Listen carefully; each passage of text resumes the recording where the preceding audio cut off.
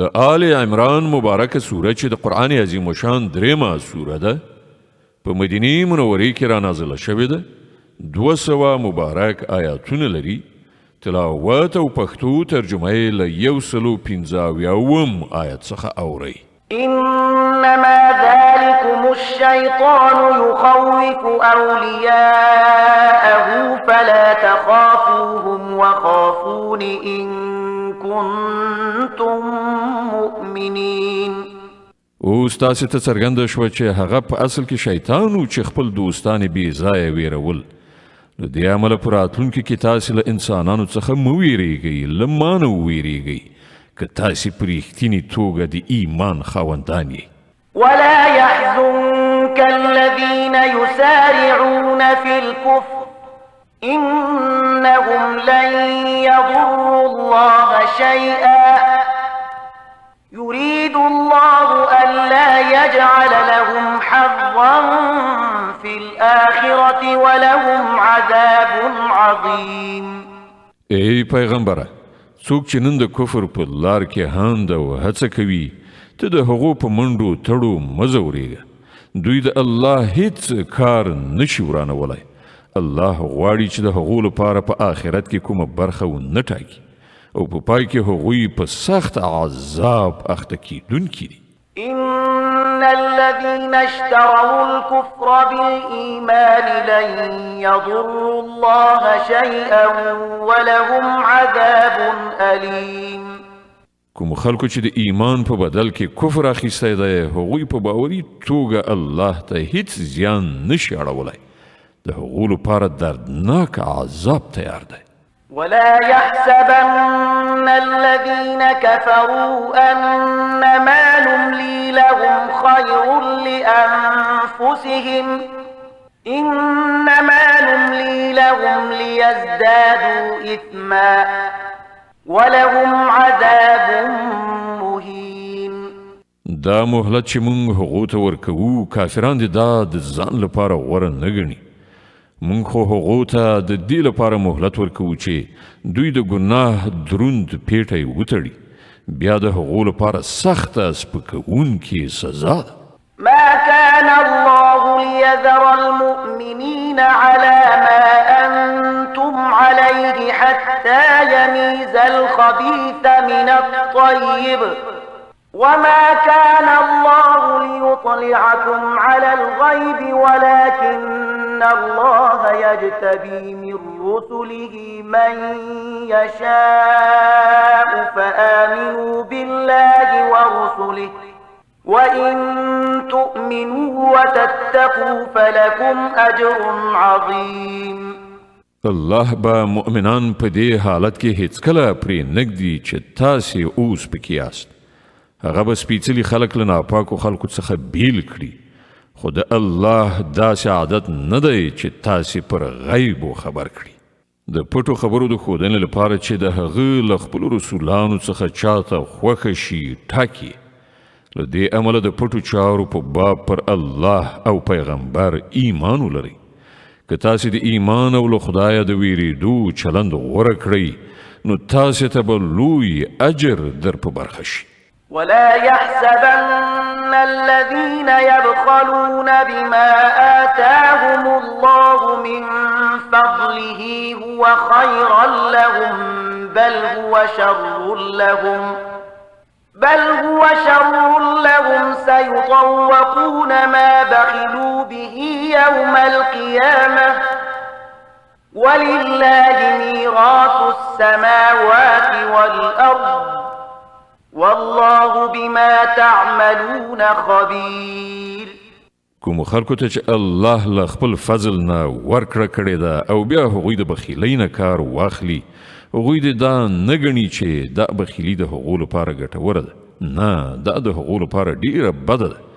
څه شی چې هغوی په خپله شومتیا راغونډوي همغه به د قیامت په ورځ د هغو د غاړې توق شي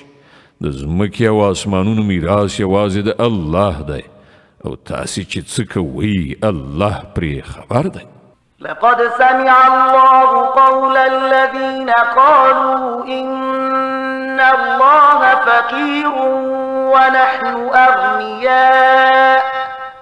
سنكتب ما قالوا وقتلهم الأنبياء بغير حق ونقول ذوقوا عذاب الحريق.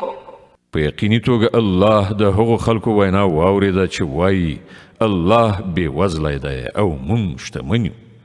د هغو دا وینا به هم موږ ولیکو او له دې نه مخکې چې هغو کوم پیغمبران په ناحقه وژلي هغه هم د هغو په عمل نامه کې ثبت دي. کله چې د فیصلې وخت راشي په هغه وخت کې به موږ هغو ته ووایو چې دا د اوس د دوزخ د عذاب خوند وڅکئ. ذلك بما قدمت أيديكم وأن الله ليس بظلام للعبيد. دا ستاسې د خپلو لاسونو ګټه ده. الله پر خپلو بندگانو ظالم نه دی.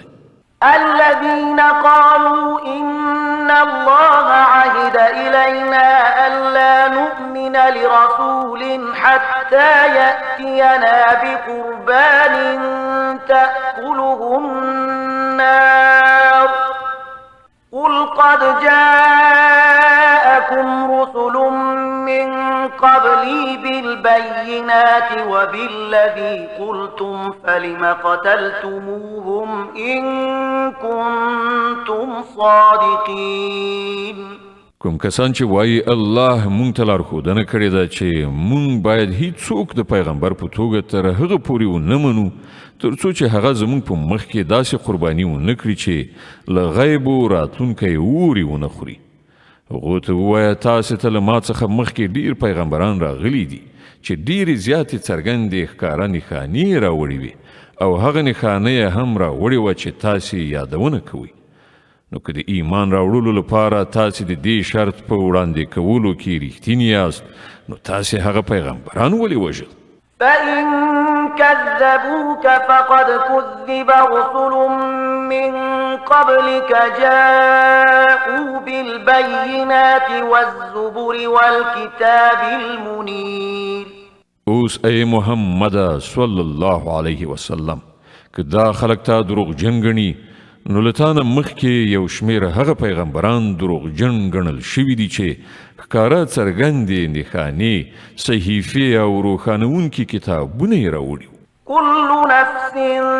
ذائقة الموت وإنما توفون أجوركم يوم القيامة فمن زحزح عن النار وأدخل الجنة فقد فاز وما الحياة الدنيا إلا متاع الغرور. په پای کې هر څوک د مرګ خوند څکونکی دی او تاسې ټول د قیامت په ورځ د خپلو پوره اجرونو میندونکي یئ. بریالی اصلا هغه څوک دی چې هلته د دوزخ له اوره وژغورل شي او جنت ته ننویستل شي. پاتې شوه دا دنیا دا خو صرف یو غولونکی شی دی. لتبلون في أموالكم وأنفسكم ولتسمعن من الذين أوتوا الكتاب من قبلكم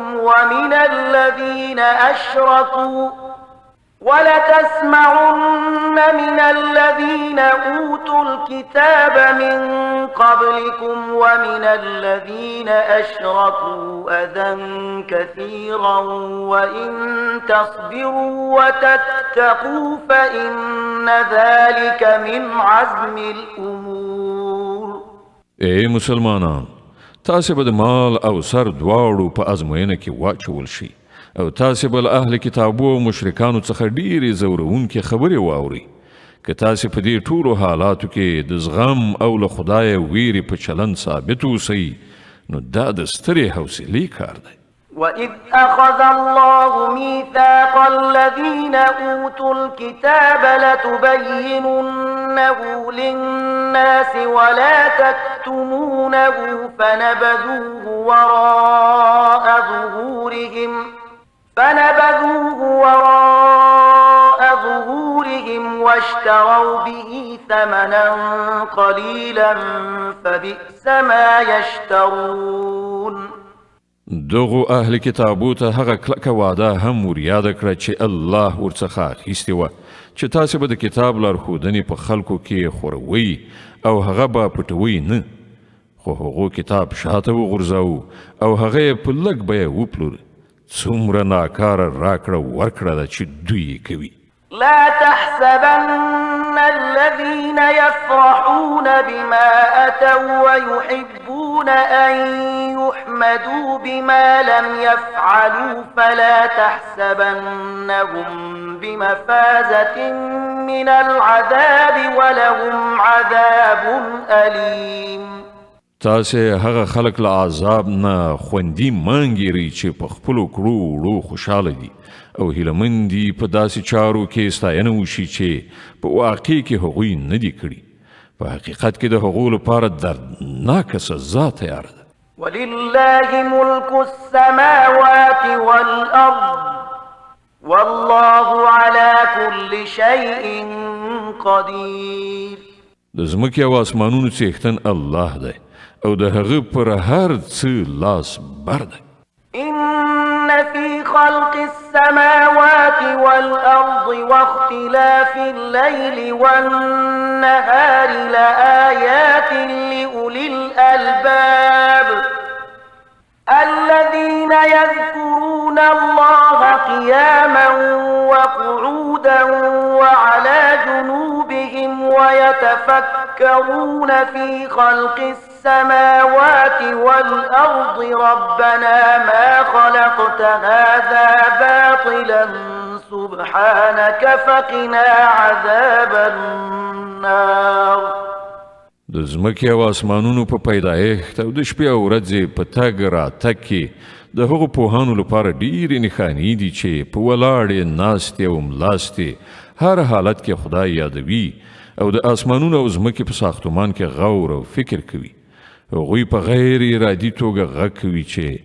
زموږ ربه دا ټول شیان تا عبث او بې مقصده نه دي هست کړي ته له دې نه پاکې چې عبث کار وکړي نو ای ربه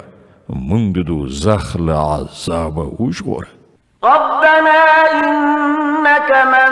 تدخل النار فقد أخزيته وما للظالمين من أنصار تا چې څوک په دوزخ کې واچو هغه دې په حقیقت کې په ستره خوارۍ او رسوایي کې وغورځاو او بیا د دغه راز ظالمانو هیڅ مرستندوی نه وي ربنا إننا سمعنا مناديا ينادي للإيمان أن آمنوا بربكم فآمنا ربنا فاغفر لنا ذنوبنا وكفر عنا سيئاتنا وتوفنا مع الأبرار لویه څښتنه مونږ دی ونارې وهونکي اواز واورېده چې د ایمان لوري ته یې بلنه ورکوله او ویلې چې خپل رب ومنئ مونږ د هغه بلنه ومنله نو ای زمونږ باداره کومه ګناه چې له موږ څخه صادره شوې ده له هغې نه راتېر شه کومې بدۍ چې په مونږ کې دي هغه ایسته کړه او په خاتمه کې راته د غوره خلکو ملګرتیا را په برخه کړه ربنا وآتنا ما وعدتنا على رسلك ولا تخزنا يوم القيامة إنك لا تخلف الميعاد خدایا کومې وعدې چې تا د خپلو رسولانو په وسیله کړي دي هغه له موږ سره ترسره کړه او د قیامت په ورځ موږ له رسوایي سره مخامخ کوه په دې کې شک نشته چې ته له خپلو وعدو نه مخالفت کوونکی نه یې فاستجاب لهم ربهم أني لا أضيع عمل عامل منكم من ذكر أو أنثى بعضكم من بعض فالذين هاجروا وأخرجوا من ديارهم وأوذوا في سبيلي وقاتلوا وقتلوا لأكفرن عنهم سيئاتهم ولأدخلنهم ولأدخلنهم جنات تجري من تحتها الأنهار ثوابا من عند الله والله عنده حسن الثواب. د هغو رب په جواب کې فرمایي زه له تاسې نه د هیڅ یو د عمل ضایع کوونکی نه یم، که نارینه وي که ښځه، تاسې ټول ځینې د ځینو هم جنس یاست. له دې امله کومو خلکو چې زما په خاطر خپل وطن پرېښود او زما په لار کې له خپلو کورونو څخه ویستل شول، د هغو ټولې ګناوې به زه ورته وبخم او هغوی به داسې باغونو ته ننباسم چې تر هغو لاندې به ویالې بهیږي. دا د الله په وړاندې د هغو مکافات دی او ډیر غوره مکافات له همدې الله سره دی. لا يغرنك تقلب الذين كفروا في البلاد متاع قليل ثم مأواهم جهنم وبئس المهاد. ای پیغمبره صلی الله علیه وسلم، د نړۍ په هیوادونو کې د خدای د نافرمانو بندگانو ګرځېدل دې تا ونه غولوي. دا صرف د څو ورځني ژوند لږ غوندې خوند دی، بیا به دوی ټول دوزخ ته لاړ شي چې ډیر بد استوګنځی دی. لكن الذين اتقوا ربهم لهم جنات تجري من تحتها الأنهار خالدين فيها نزلا من عند الله وما عند الله خير للأبرار. د دې پر خلاف کوم خلک چې له خپل خدای نه په ویریدو ژوند تیروي، د هغو لپاره داسې باغونه دي چې تر هغو لاندې ویالې بهیږي. په هغو باغونو کې به دوی د تل لپاره اوسیږي. دا د هغو لپاره د الله له لوري د میلمستیا وسایل دي او څه چې له خدای سره دي د غوره بندګانو لپاره همغه ډیر غوره دي. وَإِنَّ مِنْ أَهْلِ الْكِتَابِ لَمَنْ يُؤْمِنُ بِاللَّهِ وَمَا أُنْزِلَ إِلَيْكُمْ وَمَا أُنْزِلَ إِلَيْهِمْ خَاشِعِينَ لِلَّهِ لَا يَشْتَرُونَ بِآيَاتِ اللَّهِ ثَمَنًا قَلِيلًا أُولَئِكَ لَهُمْ أَجْرُهُمْ عِنْدَ رَبِّهِمْ إِنَّ اللَّهَ سَرِيعُ الْحِسَابِ. په اهل کتابو کې هم څه کسان داسې شته چې الله مني، پر هغه کتاب ایمان راوړي چې تاسې ته لیږل شوی دی او پر هغه کتاب هم ایمان لري چې له دې نه مخکې په خپله همغو ته لیږل شوی و. د الله په وړاندې سرونه ښکته دي او د الله آیتونه په لږ غوندې بیه نه پلوري. د هغو مکافات د هغو له پروردګار سره دي او د الله حساب اخیستنه ځنډیږي نه. يا أيها الذين آمنوا اصبروا وصابروا ورابطوا واتقوا الله لعلكم تفلحون. ای مؤمنانو، لزغم نه کار واخلئ، د باطل پرستانو په مقابله کې میړانه وښیئ، د حق د خدمت لپاره ملا ټینګه وتړئ او له الله نه ویریدونکي اوسئ. هیله ده چې بری ومومئ.